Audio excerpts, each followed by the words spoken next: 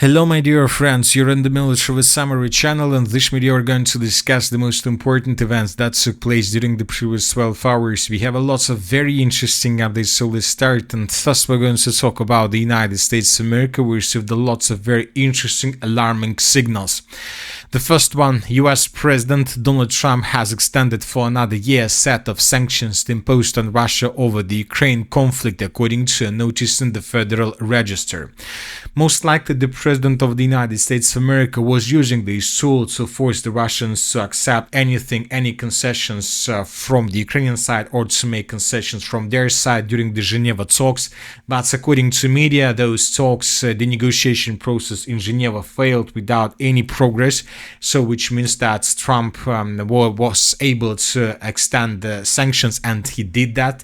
Furthermore, we believe that due to the current situation, due to extension of sanctions, the Russians most likely will continue the conflict also for another year, until the next round of talks between the United States of America and the Russian Federation on this matter. Another important update published and reported from the United States of America is that Donald Trump has stated that he intends to publish information related to aliens. According to him, he is ready to take such a step after Barack Obama admitted that he acknowledges the possibilities of life outside of our planet. So this is a very important piece of news, so this one and about sanctions, and we need to understand that both updates are not about either sanctions or aliens. This is not about this. So of course, most likely the Pentagon or some other administration or government office of the United States of America will publish some information about aliens. Most likely we will receive lots of interesting videos, documents, pictures, videos, I don't know, audio records and so on. And most likely almost every single person in the world will shift its focus towards this topic. We won't probably discuss, so we will forget Ukraine for 2-3 weeks or something like this. We will forget about, I don't know, Olympic Games or something like this. Everybody will discuss just these aliens, and this is exactly what the United States of America and the President of the United States of America wants. Because aliens is something that the President of the United States of America is going to use to cover and to protect the upcoming military operation in Iran against nuclear facilities and the Iranian ballistic program.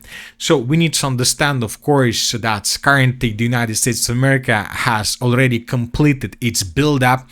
The US Central Command has completed preparations for an operation against Iran, so everything is ready, and most likely this is going to be the biggest operation ever, probably or since the early 19th. So that is why we believe that Iranians are not going to stand and wait when they would be destroyed or something like this. Of course, the Iranians and the Iran itself will try to show resistance, which means that the losses are imminent from both sides, and which means that it is very important for the United States of America and for Trump, because they don't know for sure, they can't know for sure how exactly the conflict will develop.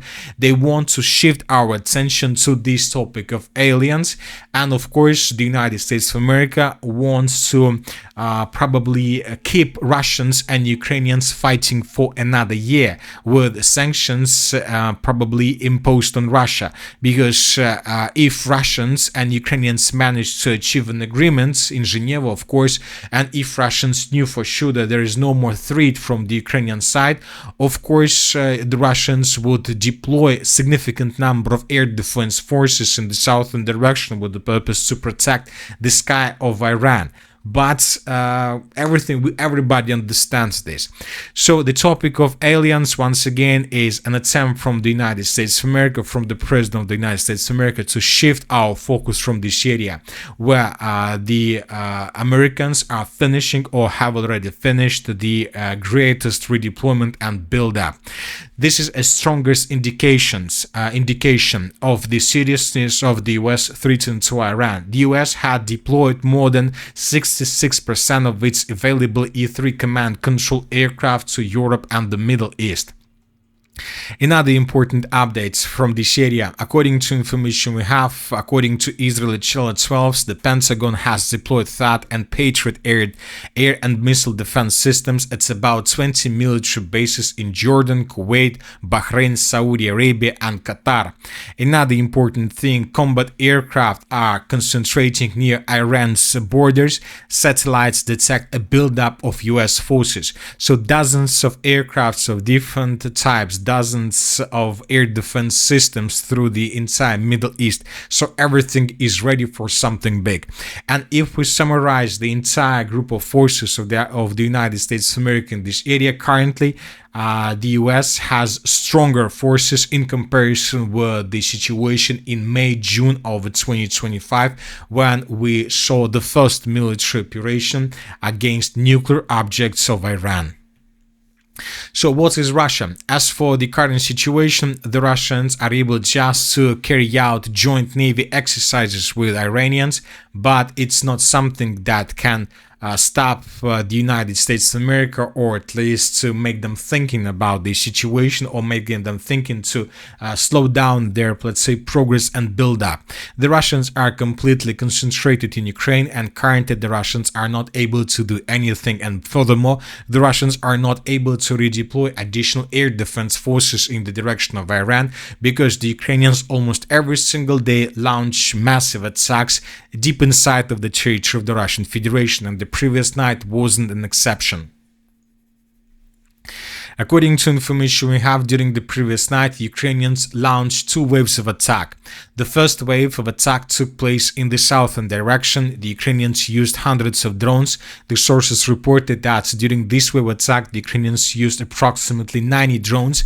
As of the morning of the 20th of February, we haven't received anything whether the Ukrainians managed to damage at least a single facility. It seems that Ukrainians as of now are trying to probably to stress and to test or overload the Russian air defense systems without any purpose to deal damage. The Russians reported that during the nights they were bringing down Ukraine's drones and missiles. This is the video that was published in the area of Sevastopol. Here we can see the work of air defense of the armed forces of the Russian Federation. So some drone was brought down by Russians.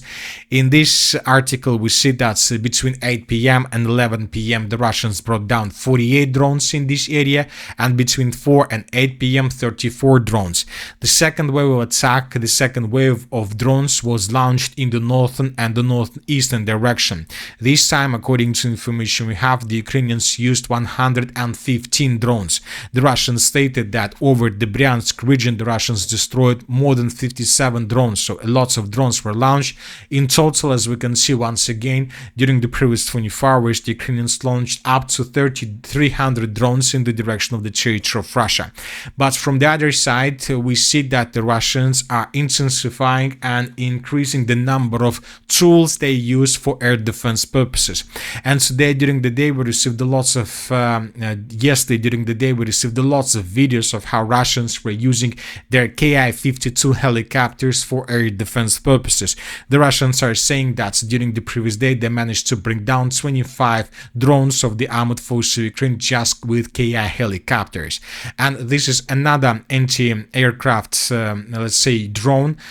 His purpose to bring down probably reconnaissance drones of the armed forces of Ukraine, and this is something that the Russians are trying to improve, and the Russians are trying to use more and more often along the line of combat contact.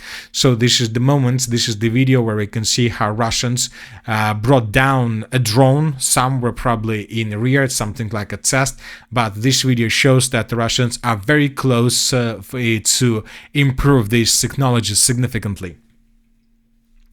Now let's talk about the situation on the ground. The Russians also attacked the territory of Ukraine during the previous night. The explosions recorded in the area of the settlement of Novovasilievka. Most likely the Russians attacked this object of energy infrastructure in the area of the Nikolaev Oblast. Several explosions took place to the east of the city of Dnipro. This time, according to information we have, the Russians attacked the settlement of Vasilievka to the east of the settlement of Dnipro, so lots of explosions were recorded here as well. As for the situation on the ground, during the previous night we received small updates, and let's discuss them in details. And first, let's talk about the Zaporozhye direction. The Russians are saying that Ukrainians continue their attempts to counterattack positions along the river of Gaichur, but as of the 20th of February of 2026, the Russians managed to repel everything and to stabilize the situation. And furthermore, the pro-Russian sources are saying that the Russians finished preparations before moving forward in the western direction towards the settlement of Rizdvyanka, Vozdvizhivka and Verkhnya Tsersa. So in coming days, most likely we will start receiving updates from the city limits of these settlements.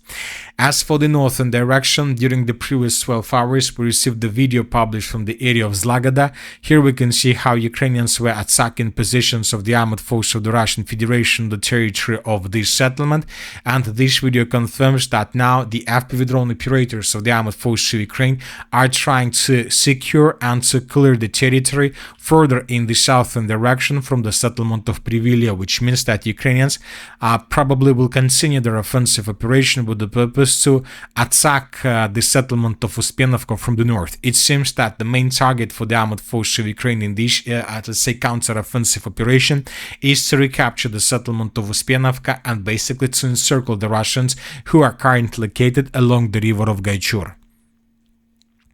Now let's move further and let's discuss the situation in the Konstantinovka direction. During the previous 12 hours, as you can see, nothing has been recorded, just FPV drone attacks. We are waiting for additional updates during the upcoming day. We believe that during the next 24 hours, the Russians will improve their positions in this area and we will receive additional updates on this matter.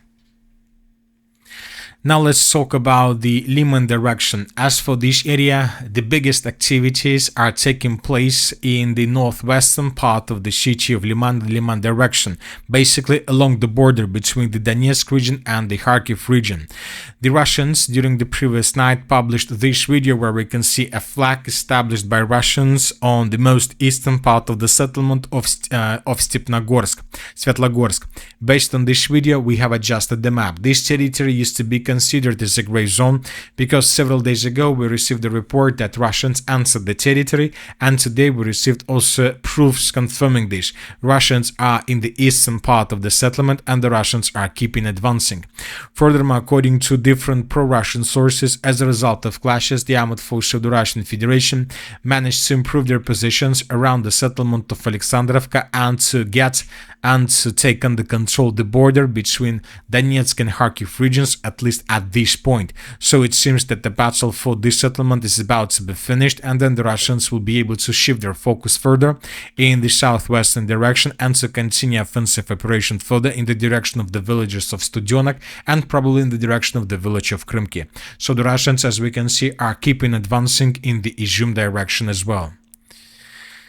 As for the Kupiansk direction, during the previous 12 hours, we received a very interesting video from the territory of the settlement of Novoosinovo.